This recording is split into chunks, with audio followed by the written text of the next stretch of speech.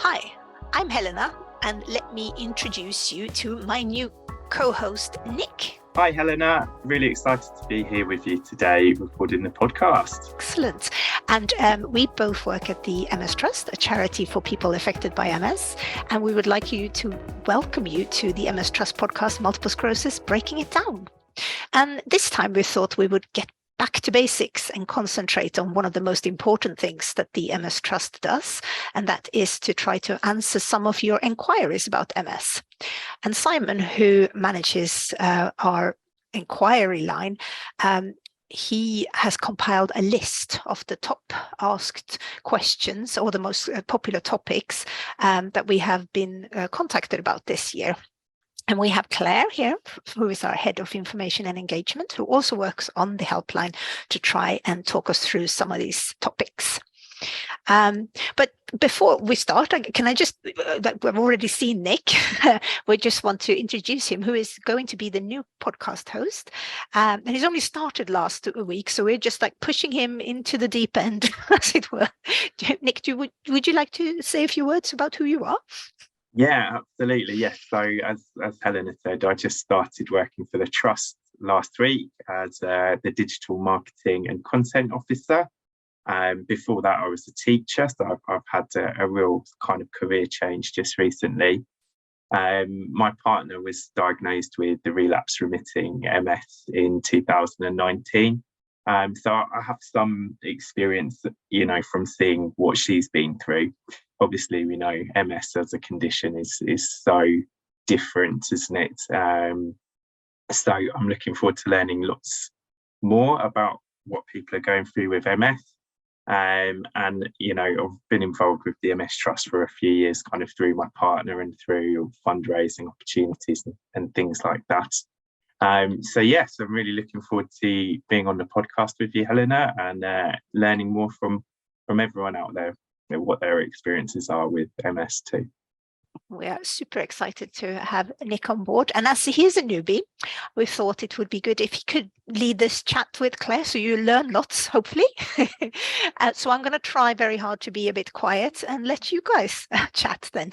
So whether you've recently been diagnosed or you want to know more about a symptom that you're experiencing, maybe you need information on the different MS drugs or treatments, you can get in contact with the MS Trust with our friendly and knowledgeable inquiries team. They'll be there to answer your questions and queries.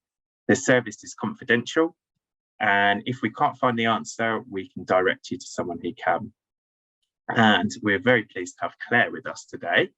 Claire, can you tell us, has it been particularly busy this year on the inquiry line? Hi, Nick. Yes, it's been one of our busiest years ever with the MS Trust helpline. We've had over 4,000 inquiries, and every single one of those people got a confidential personal response to their question about MS. 4,000, that's amazing. So over the year, we're going to have a think about kind of what the most discussed topics were, what kind of the topics that you were getting the most amount of calls throughout 2022. So we look back over the year to find out what the top inquiry topics have been. And we do this all the time because it's important to us that we're checking that we've got the right information on hand for people with MS who are calling us and to help us plan what else we should be doing for the community. And I think it's important to remember that it's not just people with MS that call the inquiry line. It can be friends and family, carers, health professionals, whether they are specialist MS health professionals who'd like a little bit of support, or whether they are non-specialist health professionals, perhaps who've come across somebody with MS in their other work, maybe in a district nurse or a GP or a social care provider, and they would like to find out a little bit more about what they could be doing for somebody with MS. So it's really varied, the inquiry line, but there's always some sort of hot topics, I guess. And so any ideas what the most asked question, the biggest topic of inquiries in 2022 has been so far? From only being here for like a week, as I say, I will be doing my best, Claire, to have a think about what they could be. I think firstly, I know lots of people must experience pain as a part of MS, and certainly I've seen that with my partner. So I wonder, could you tell us a little bit more about whether or not people are calling about some pain? Yeah, that's a big one. That's a big one. That's a big one, Nick. Absolutely. The most common symptom that we're called or emailed about is pain. Of course, it's incredibly distressing to experience. It can be distressing to talk about as well. And we still hear from people who've been told, even by health professionals, that there's no pain associated with MS. It's not something that causes pain. But I think our community knows better. There's all kinds of painful things: sensory pain, musculoskeletal pain, muscle spasms, burning sensations, just to list a few. And of course, living with discomfort or pain, whether it's chronic or intermittent, that takes bravery, it takes resilience. It can affect all kinds of other symptoms that you're experiencing as well, particularly mental health. Yes. So, yeah, I guess what we tend to do with those sorts of inquiries, we aim to signpost, obviously, to the health professionals that can help, the services that can help our inquirer, but also to help them find solutions for themselves, and the things which are evidence-based research shows help with pain, things like gentle activity, some of the complementary therapies like yoga, mindfulness, Pilates and things, and other sorts of techniques that can be, that people can adopt to help themselves. So that's the top topic. The second most popular topic that we get inquiries about is around the question, are my symptoms MS? Is this MS? This strange thing has happened to me. I'm getting these sensations, these experiences. And I've read a little bit about this, and it feels like this could be something to do with multiple sclerosis. And if we were to add together those inquiries plus the people who have begun along the diagnosis journey but they're not quite sure where they're going, that would actually be a bigger topic than pain. But if you separate them out, they're kind of second and third. So obviously we can't make a diagnosis ourselves. The people on the helpline are not medically trained. We are information professionals, and we've got a lot of years of combined experience in answering people's questions on MS. But yeah, we get a lot of people who've been experiencing some weird symptoms. They're starting to piece together essentially their personal health journey. They're thinking about things that happened to them last year, the year before, when they were at college, when they were at school, adding it all up and going, oh, actually, I thought these things were separate issues, but maybe they're all joined, maybe they're all connected. And we can obviously, we can't make a diagnosis, but we can talk about what would be involved in the diagnostic process, how to kick it off, how to start things, start the ball rolling, how long it might reasonably take, and what to expect for the diagnosis process in terms of the different the different tests that you might have to do, like lumbar puncture or MRI, and also what to expect if it is shown to be MS. What then, and what happens if it is? What happens if it isn't? Because there's a lot of things out there, a lot of conditions that mimic MS in terms of the symptoms, and it can be quite a time-consuming process to kind of really work out, for the neurologists to work out, by a process of elimination almost, what else it might not be. I think we often want to reassure someone that if it is a diagnosis of MS, it's not the end of the world. And I do often say that the best time to get an MS diagnosis is now. We know more than ever about the condition. We've got more treatment options. And we also have some really accessible support groups. I mean, like our own MS Trust Facebook group. And there's lots of others out there. So if you've got an MS diagnosis, those support groups can give you some company on the journey. Absolutely, and I think that's really important to hear, Claire, that you're, as well as kind of showing people where they can get that help, you're also kind of reassuring them that there are next steps, whether or not it is an MS diagnosis, or whether or not it's something else, as you say. So that would be quite reassuring for someone potentially calling that helpline. Yeah, I would hope so. We can't absolutely solve people's problems for them, but it's quite often it's a listening ear. It's a chance for them to talk over the issues with somebody who knows knows about it, knows what might be happening. And that process, just that conversation, or that email, or that social media response, however it is, can be enough to just put someone's mind at rest, help them think clearly about what their own plans are going to be. So the third most popular topic that we had questions about in the helpline in 2022 was from people who were recently diagnosed and wanted a little bit of help to kind of get their heads around that diagnosis itself. So they've gone through the diagnosis journey, they have been given a diagnosis of MS, and some of them could be really devastated. Some people could find it was a bit of a relief. They'd thought it might be something worse. It might be, but it could be anything in between. And of course, you can flip-flop between those states. That is quite an emotional journey, and I think that's another opportunity for us to be quite a listening ear. We want to listen to what they're telling us about their concerns, what their questions are about their future, their families, their work, whatever plans they have. And they might want a little bit of a roadmap, I guess, about what to expect their MS team to offer them, what their treatment plan should be like, who's going to be involved in their care, and what they can do for themselves as well. And these are very individual and personal questions, of course. Absolutely. And I think having that kind of overarching journey, and having the areas that someone might need to explore, as you say, kind of gives them that structure. I would think, and I would imagine, Claire, as well. It's potentially after just having that diagnosis, a lot of thoughts can run through your mind, and actually having the inquiry service is somewhere, just to get that reassurance, get that kind of idea of what's next, what to expect. Yeah, I do hope so. Yeah. I do hope so. And we're there for anyone that wants to talk. It doesn't have to be the person who has received a diagnosis. It might be somebody like you, Nick. It might be somebody whose partner has had an MS diagnosis. Maybe that's a difficult conversation to have with them, because you don't want to burden them with your own worries about them and what that means for you and your shared future. But so we can have those conversations with partners, with parents, with children, with anyone really. So where are we up to? Topic number four, in the kind of top 10, I guess, of MS questions is the top topic is about MS nurses.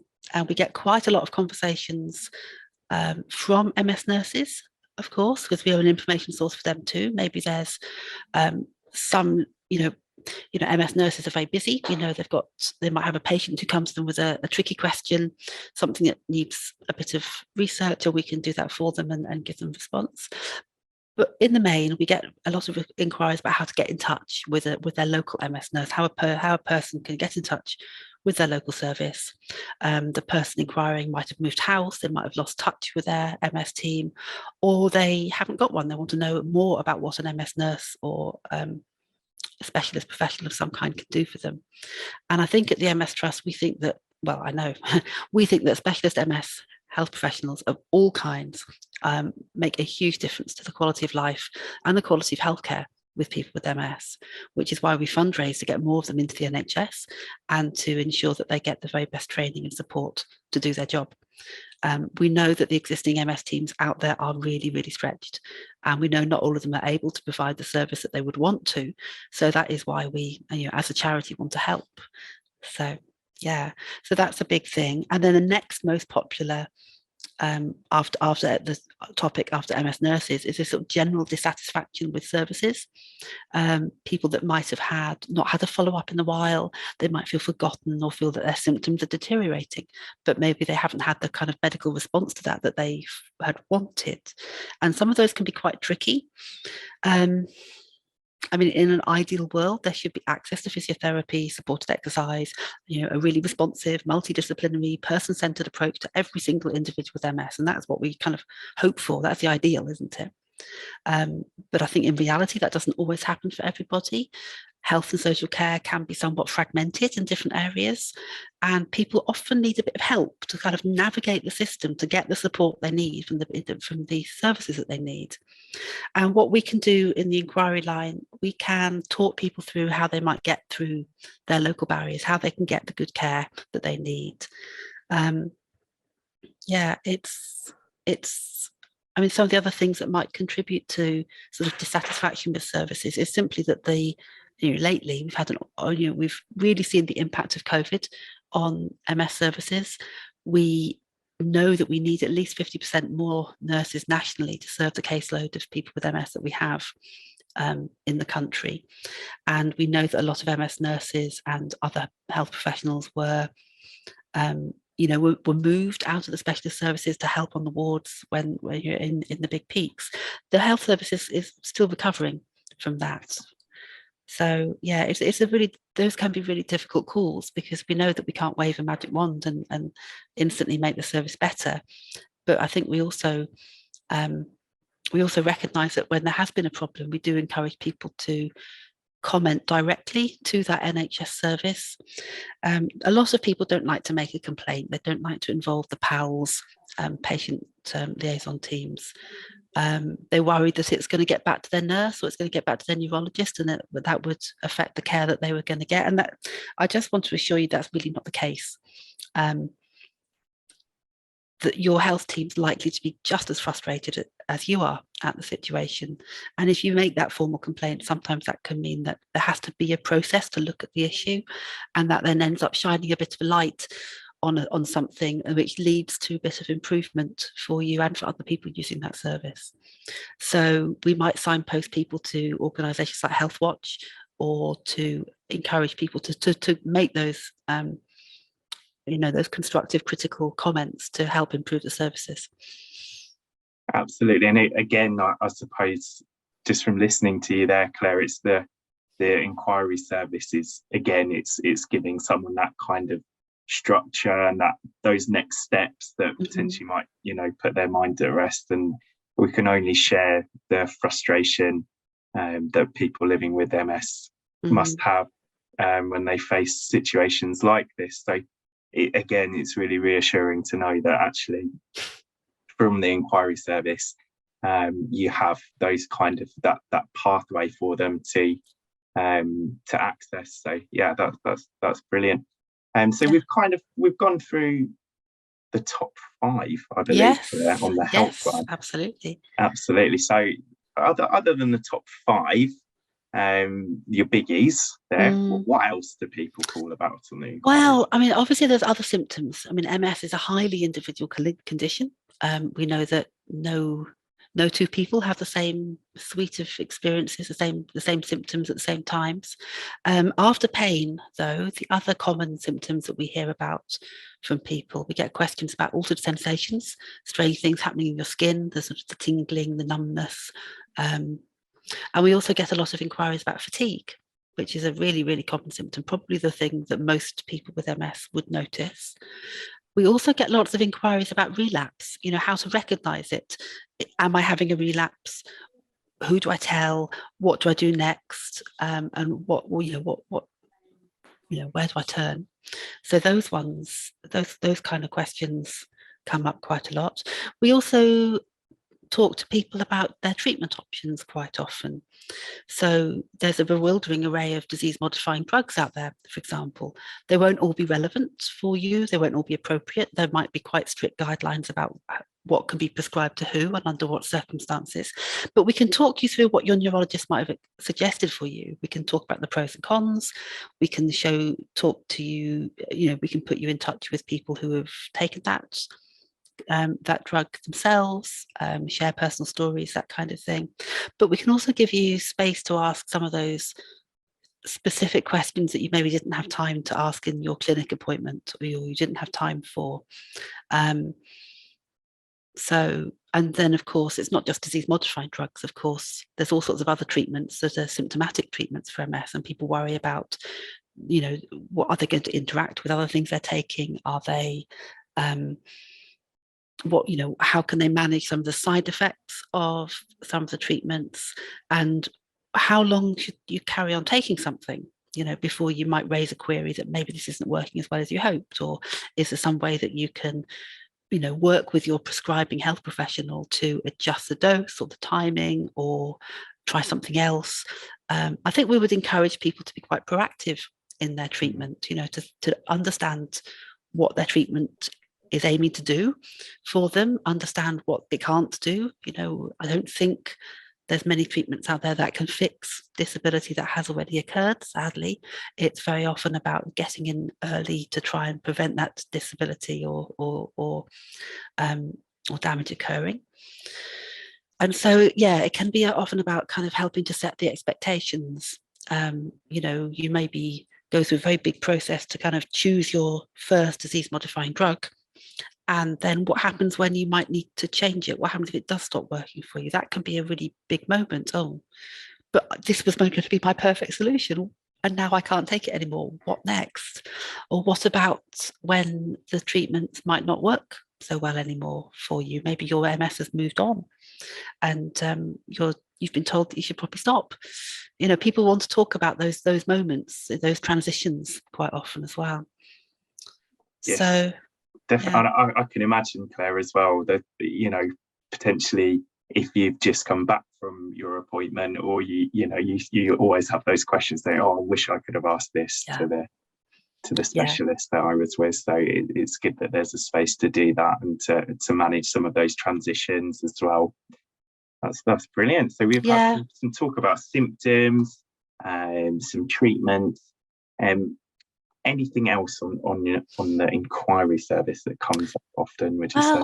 Yeah, I mean, if you think about MS, it's most commonly diagnosed in people of working age. And so unsurprisingly, we get questions about work, all sorts of things about work, about how to stay in work, about notifying people at work of your diagnosis, about problems at work with managers or teammates not understanding what MS is and how to deal with it.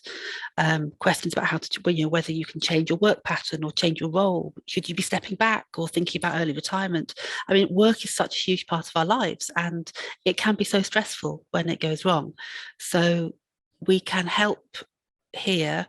We can help the inquiry, the person inquiring, we can help them understand their rights, and talk through what their preferences, what their future career plans might look like, put them in touch with professionals who can help, or in touch with sort of government schemes like the Access to Work scheme that can really support people staying in work for longer. So that kind of comes up quite a lot. And I guess then the last big topic, I suppose, would be benefits. When is somebody classed as disabled? When is somebody eligible for income support or other benefits? And I mean, obviously it's a huge topic, everything from can we get help filling in forms or gathering the evidence for an application for an appeal.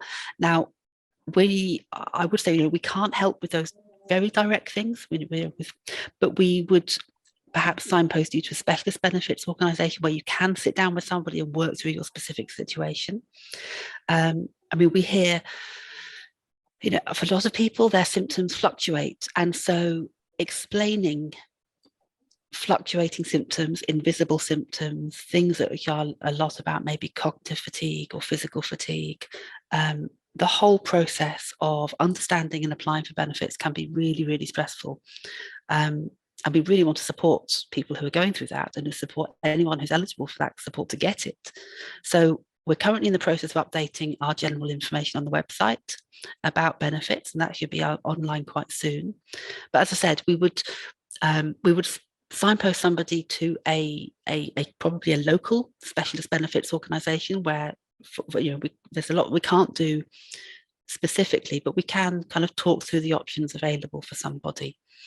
So it's all kinds. I mean, it's never a dull day on the helpline. And you never know you never know what the question's going to be when you pick up the phone or you open the email and you go, oh, okay, right. Sometimes it's, this is something I've heard before, but it's always, you've always got to give a really nuanced and personal response. And I think just be really respectful of the fact that, people can come from all different places and really have, quite different questions as well. I think, Claire, by the sounds of things, there's a real diverse range of topics there that people call or get in contact with the inquiry service about. So I guess it's just to reiterate that if you do have a question, if you are in need of help, of signposting, please do get in contact So for potentially, someone like my partner or a person living with MS, if they call on the helpline or potentially email, how does someone get their query answered and who by? If you were to call the helpline, you would get through to one of our specialist team. We mentioned Simon, who manages the team, and there's also Flora and Corinne, Ali and myself, and we all take it in turns to answer the phones on different days. We also take inquiries through email. That's ask@mstrust.org.uk.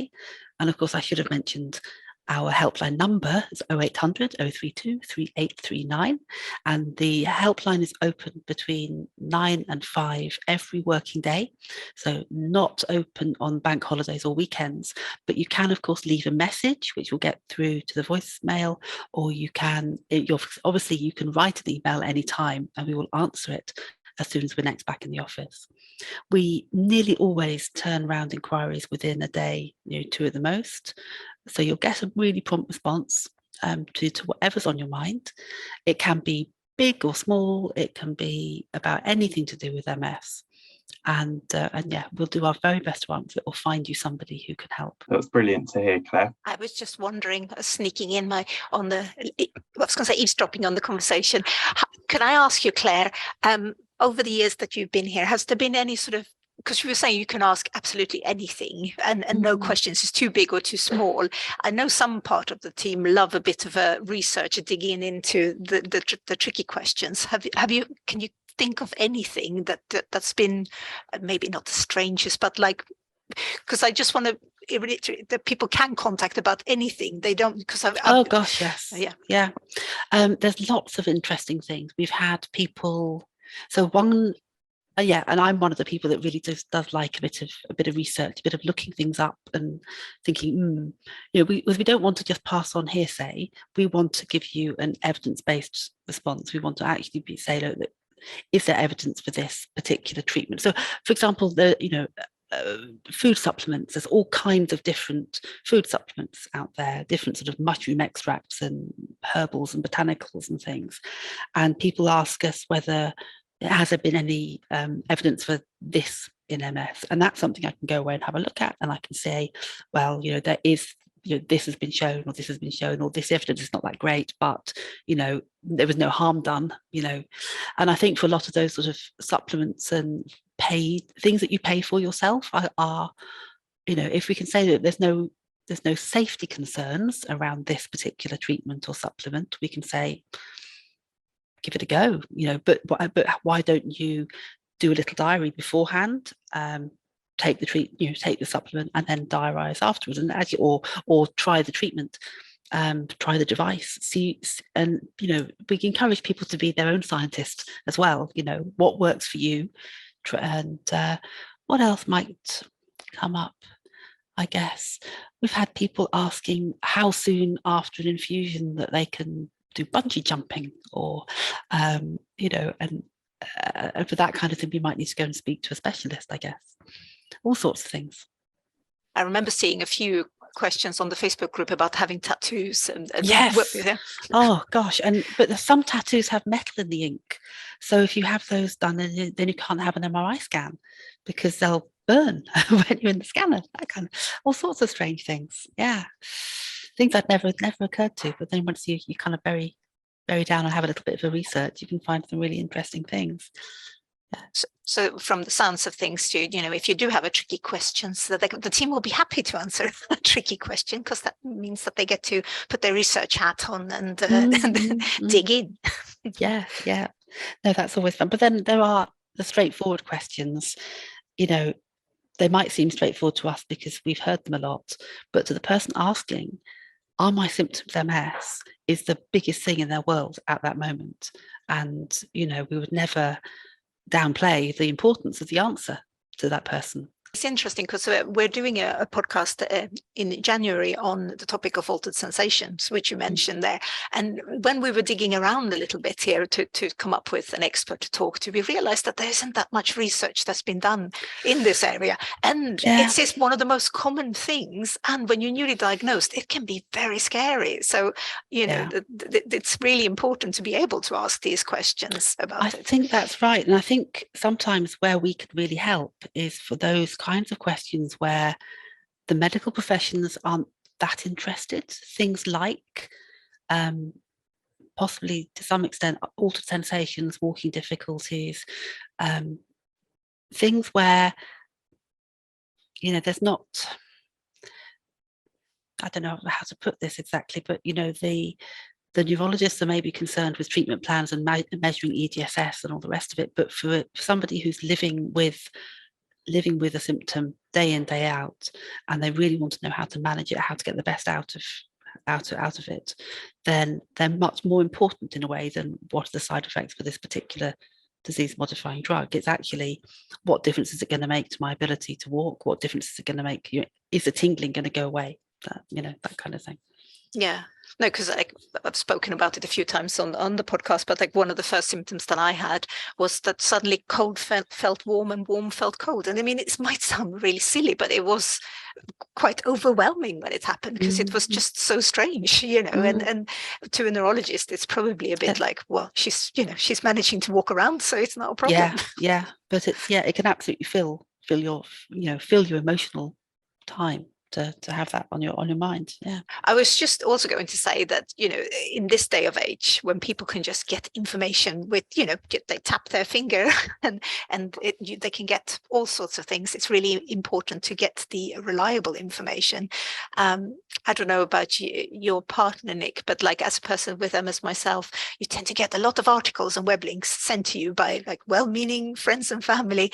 And sometimes it can be a bit tricky to navigate those waters. Have you got any tips for these? Yeah, I can't imagine how annoying it must be, actually. Every single little thing that comes out in the press, new treatment, new approach to dealing with MS, and it gets sent to you. It's like, oh look, have you heard that they've cured MS? Well, no, they've managed to make some mice feel slightly unwell and then made them feel slightly less unwell. I mean, we're talking about things that were a very long way away from, in some cases, a very long way away from actually becoming part of a licensed treatment for MS. Because I think you have to kind of look at the source.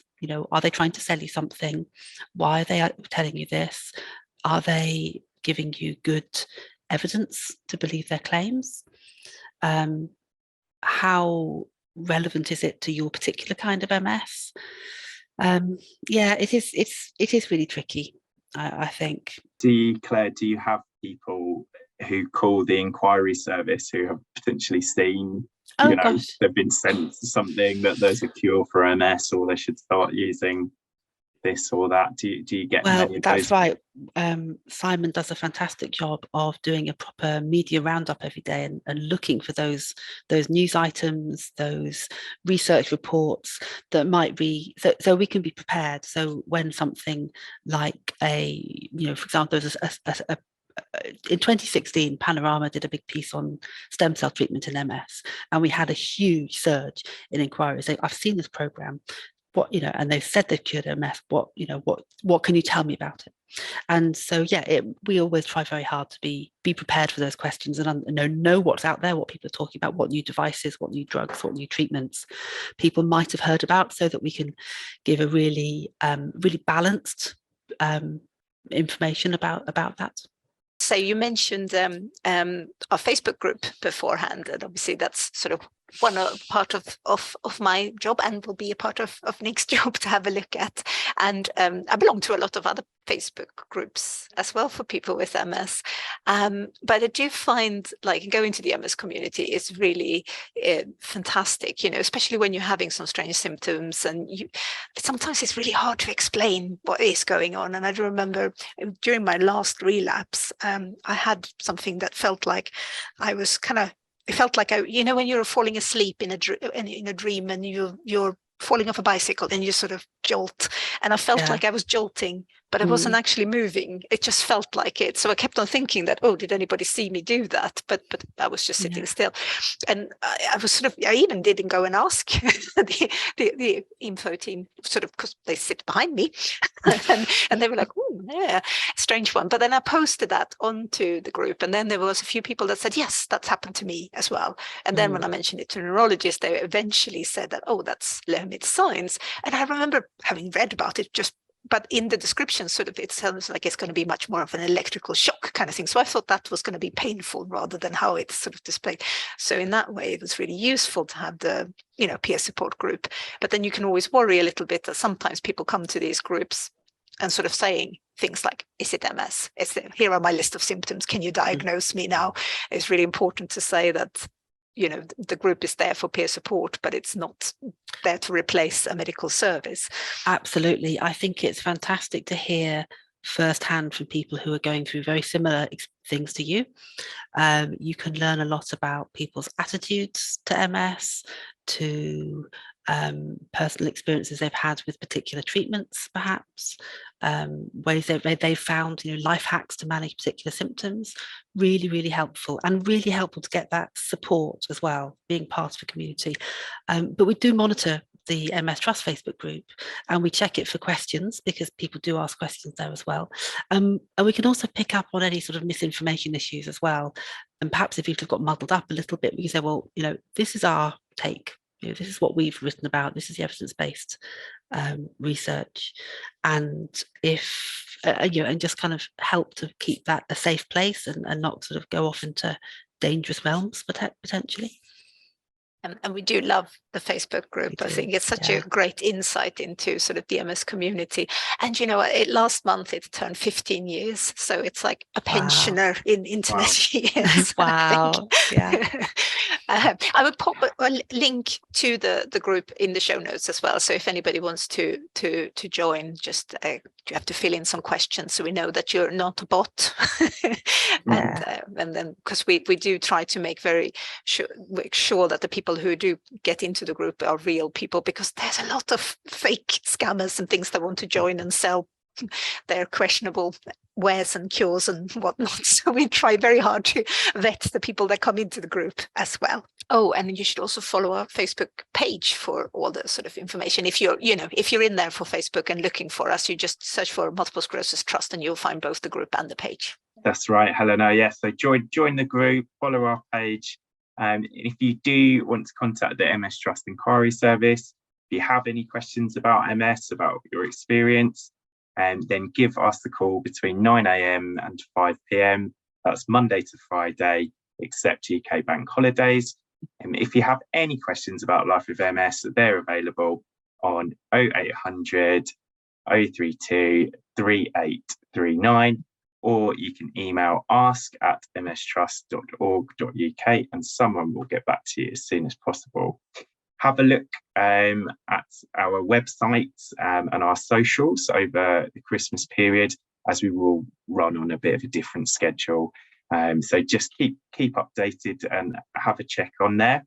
And be sure, of course, to follow us on YouTube, Twitter, Instagram. And Helena, where could we get hold of this podcast, do you think? Well, you can find us on Spotify, Google, and Apple Podcast and Amazon Music. Do you know what? I think we are starting to show up on some other places as well. So just have a little look for the MS Trust podcast, Breaking It Down, and I'm sure you can find us. We are also on YouTube now if you want to watch this as a video form. And get in touch with us and like and subscribe. We've already talked a bit about alter sensation. In fact, one of the episodes that we're going to be doing in January is going to be on this topic. And alter sensation are those weird, odd, creeping, crawling, fizzing, and sometimes painful feelings that you can get. So if you have anything to say on this topic or anything that you would like to ask our expert, we would love to hear from you. And your comment may be featured on the episode. But what we really would like to know is if you have any life hacks with dealing with alter sensations. I think, having worked here for quite a few years, you come across some interesting ones. I've already had a few people comment on this on social media, so it's an interesting discussion to follow. You can send in your tips or questions on a voice note or message via WhatsApp on 0745 83 03326, or alternatively you can email comms@mstrust.org.uk. And before we finish today, as this is the last podcast of the year, I would like to say a big thank you to Nick and Claire for today, but also a huge big thank you to all our podcast guests and previous hosts that have joined me during 2022. And you've all been absolutely fantastic, and I have learned so much. I hope you who are listening have learned a lot of things too. And we got loads of interesting topics lined up for next year, and I can't wait. And finally, we'll also need to say a big thank you to Aunt Chapman Audio for the music to the podcast. And see and hear you in 2023. Bye. Bye. Bye, Helena. Bye, Nick. It's been great to chat today.